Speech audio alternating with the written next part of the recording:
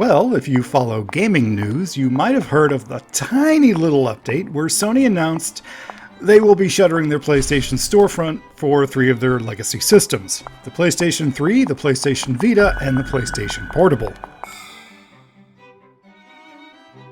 Oh no. While existing purchases will be able to be re-downloaded, goodness knows for how long, the ability to buy digital-only titles will be disappearing in the next few months. So, allow me a slight mission redirect as I focus on reviewing some cool digital titles from PSN for anyone interested as such. I won't be making any lists of suggested purchases, those have been well covered by others. Suffice it to say, physical copies of rare PS1 and PS2 games will only go up in price, but don't forget some of these cool digital-only titles as well. And this is Echochrome, a very cool perspective, or as I would say perception-based puzzle game based on the works of M.C. Escher and similar impossible perspective works of art.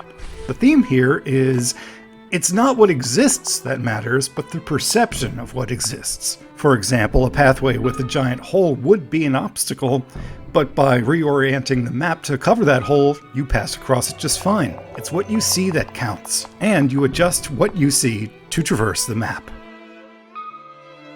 The objective here is to get your character, the mannequin, to touch all the objectives, or echoes, scattered throughout the maze.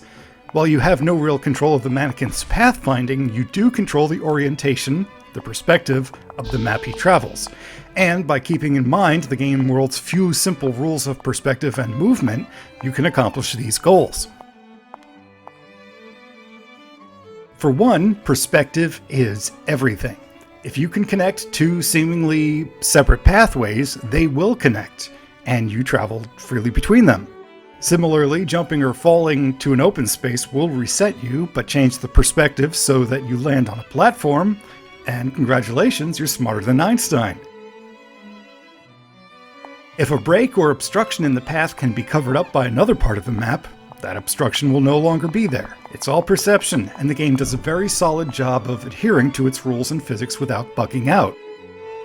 Movement is an even simpler rule set. The mannequin will travel on its own unless you choose to pause it, and it will always favor turning left at any intersection.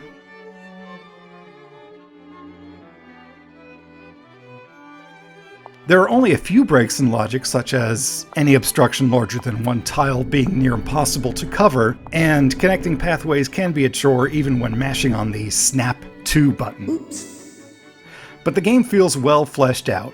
And except for some late-level brain-racking maps, I usually found myself watching earlier runs and thinking, wow, the solution now seems so much more obvious. How did I think this was so confusing?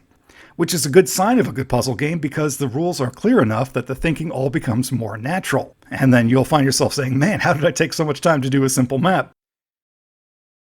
The presentation of the gameplay is as simple and clean as can be, with black and white wireframe graphics. The PSP version isn't elegant, but the PS3 edition features crisp 1080p visuals. Whether you like the simplified style is personal preference, but I do need to complain about the front end. Menus and front ends are your first gateway to a game, and boy was this stupid.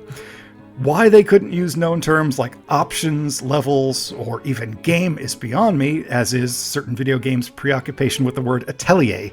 But for those of you playing along at home, atelier is your level select, with gallery being the in-game levels, and etc. is your options menu. Sorry, but this just bugged me. At least you'll have a beautiful accompaniment throughout the game, with a violin and cello quartet by Hideki Sakamoto, and while a few moments border on random number generators, the soundtrack is a quality listen. As I said earlier, though, there are different versions of this game, which is important to consider. This is on physical media, but not in the United States, and not on the PS3 anywhere. The PS3 version was always digital only, but it is still available as of mid-April 2021, and features 56 unique levels and the nice HD visuals. The PSP version is available on the US PlayStation Network with its own 56-level set, or as a 96-level bonus edition. Japan and Europe received the full 96-level UMD version, with the added ability to play each level in 3 different ways, which we never got, so if you love this game, consider a PSP version import.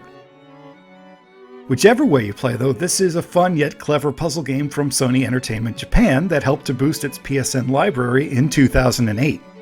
Its success spawned a PlayStation Move exclusive sequel, as well as a spin-off title, Echo Shift, for the PSP, which hopefully I'll cover as well.